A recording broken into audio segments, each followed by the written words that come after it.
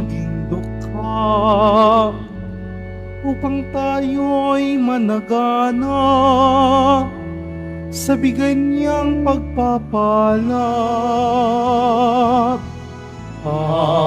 Alleluia, Alleluia, Alleluia, Alleluia.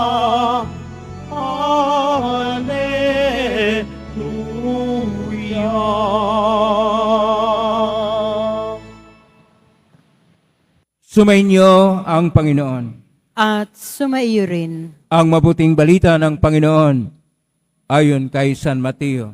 Papuri sa iyo, Panginoon. Noong panahong yun, sinabi ni Jesus sa kanyang mga alagad, "Sinasabi ko sa inyo, napakahirap mapabilang ang mayayaman sa mga pinaghaharian ng Diyos. At sinabi ko rin sa inyo, madali pang makaraan ang kamilyo sa butas ng karayom kaysa pasakop sa paghahari ng Diyos ang isang mayaman." Nagtaka ang mga alagad nang marinig ito, kahit na itanong nila, kung gayon, sino po ang maliligtas? Tinitigan sila ni Jesus at sinabi, hindi ito magagawa ng tao, ngunit magagawa ng Diyos ang lahat ng bagay. At nagsalita si Pedro, tingnan po ninyo, iniwan namin ang lahat at kami sumunod sa inyo. Ano po naman ang para sa amin?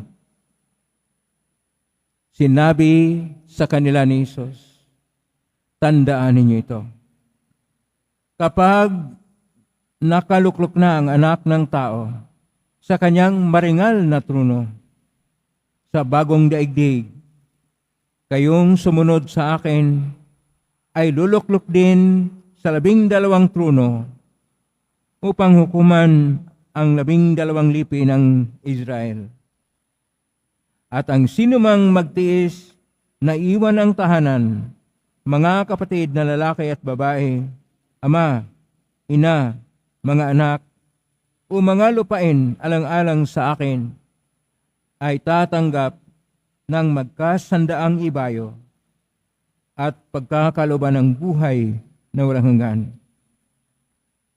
Ngunit, maraming una na magiging huli at maraming huli na magiging una. Ang mabuting balita ng Panginoon. Pinupuri ka namin, Panginoong Heso Kristo. Magsiupo ang lahat. Isang mapagpalang araw po sa inyong lahat. Purihin po natin ang ating pong Isus Nazareno. Nasa Martes tayo ng ika-20 na linggo sa karaniwang panahon. Pero ngayon, 20 ng Agosto, ay atin pong ginugunita ang isa sa mga pantas at abad ng simbahan na si Bernardo ng Clairvaux. Ang atin pong paksa ay tungkol sa pagbabago. Sa salitang Hebreo, ang pagbabago ay lishanot. Pero sa ating mga pagbasa din, mayroon tayong sa bagong tipan ay koinokona Grigo, alak sa tinaman. Pero ito ay nasalin sa salitang Latin, kaya mutatio. Pagbabago ay makita po natin, una sa lahat sa ating unang pagbasa, na siyang panawagan ng Diyos sa pamagitan ni Propeta Ezekiel sa hari ng Tero, na kung saan naging palalo na. Yumayaman siya dahil sa kanyang karunungan o talino at ang akala niya para na siyang Diyos. May mga tao kasi na tinuturing ang kanilang sarili na parang Diyos. At may mga naniniwala naman. May mga pinuno pa nga ng bayan na naniniwala sa nag-Diyos-Diyosan na tao. Ganon ang nangyari doon sa Tiro, na hamak lamang na tao siya, dapat tanggapin niya ang kanyang pagkatao, susuko na siya, at ang Diyos ay siyang dapat ipakilala na makapangyarihan.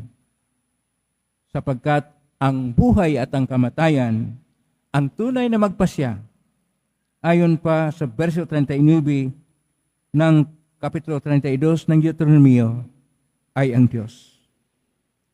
Kaya dahil dito, kailangang sundin natin ang turo ng ating Panginoon, ang turo ng Diyos sa pamagitan niya.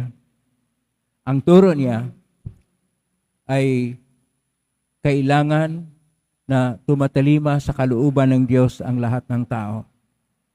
At ang ating ebanghelyo ngayon, ebanghelyo ni San Mateo Kapitulo 19, versikulo 23 hanggang 30, ay karugtong sa ebanghelyo kahapon na kung saan mayroong nagtanong na mayaman na binata kung paano magkaroon ng buhay ng hanggan, at sinabi ng Panginoon na ibenta mo ang lahat ng pag-aari mo at ang kita nito ibigay mo sa mga mahirap at sumunod sa Kanya. At hindi nagawa ng binata dahil siya'y napakayaman. Kaya ito ang karugtong. Ang ating ebanghelyo ngayon sa ebanghelyo ni San Mateo Kapitulo 19, verso 23 at sumusunod, na sinabi ng Panginoong Hesus, napakahirap mapabilang ang mayayaman sa mga pinaghaharian ng Diyos. At may karugtong pa siya. At sinasabi ko rin sa inyo, madali pang makaraan ang kamilyo sa butas ng karayom kaysa pasakop sa paghahari ng Diyos ang isang mayaman. Ito ay pagsasabi na parang imposible nga ang mga mayaman na nagpapayaman at walang pakialam sa kanilang kapwa.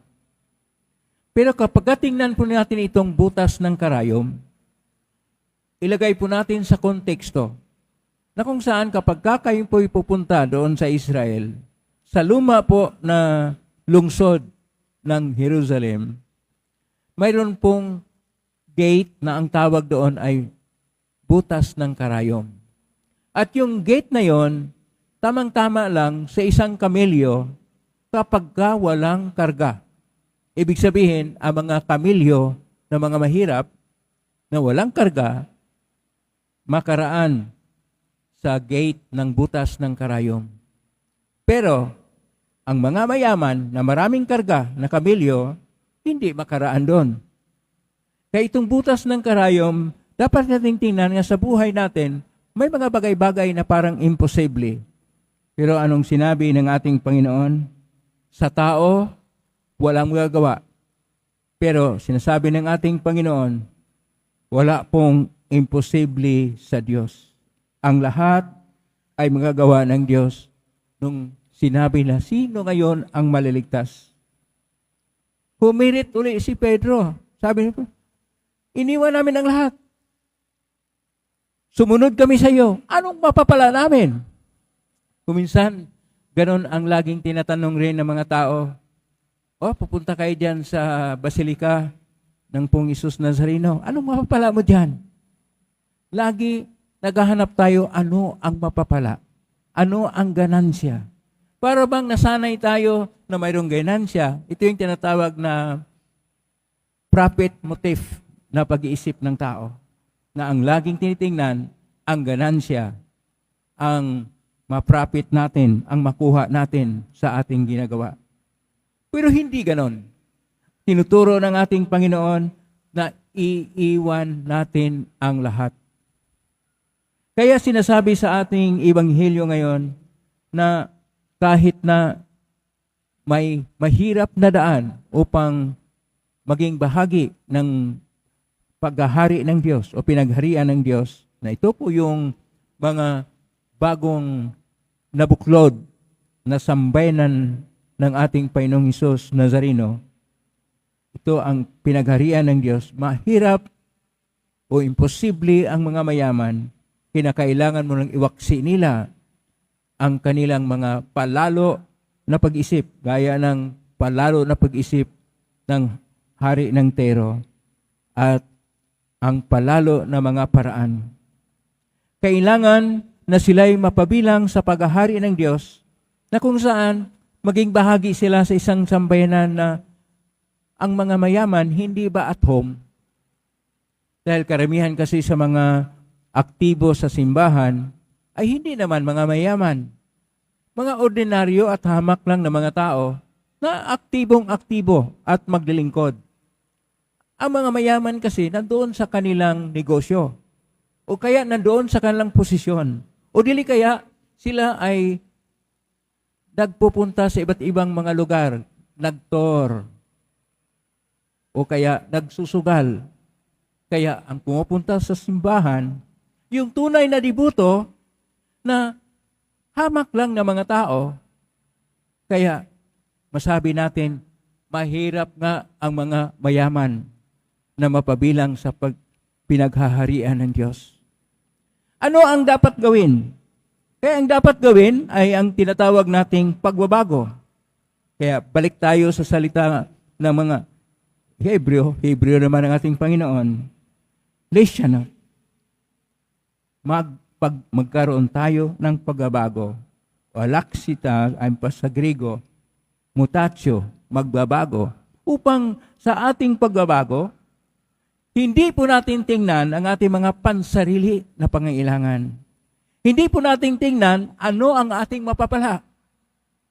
Kuminsan, napakahirap nga ang punta dito sa Quiapo Church dahil pagka Friday at saka Sunday o Biyernes at Linggo, napakaraming tao, magsiksikan, gustong papasok, nakapila pa. Pero, papasok tayo dahil pinapahayag natin ang ating pag-ibig sa Diyos, iyon ang pagbabago na nagsimula na sa loob ng ating puso.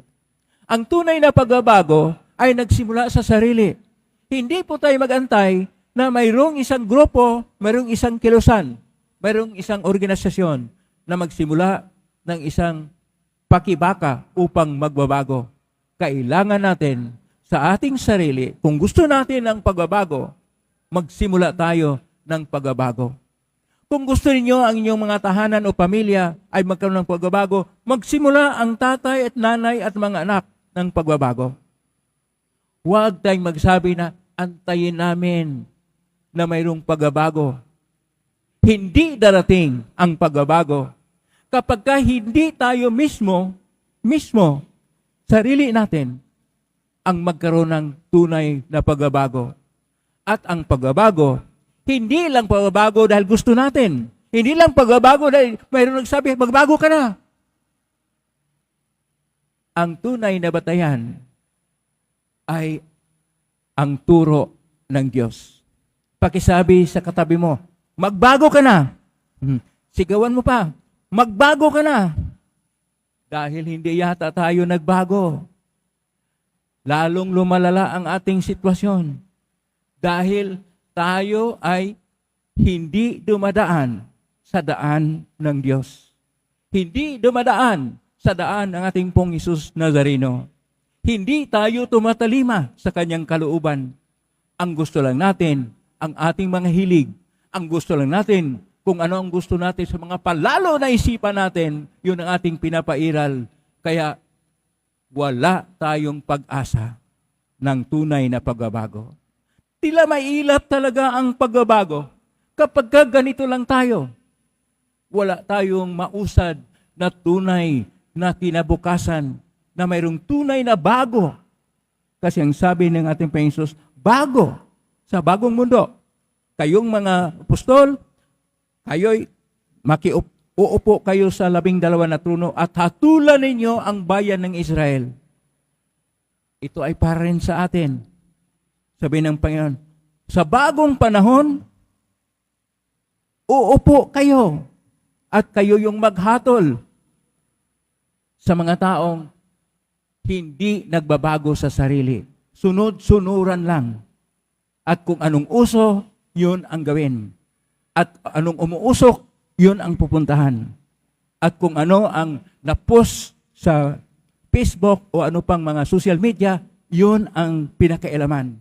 O dili kaya kung ano-ano pang tinitingnan sa buhay na walang kakwinta-kwinta, walang mga kabuluhan sapagkat nalulong sa bisyo.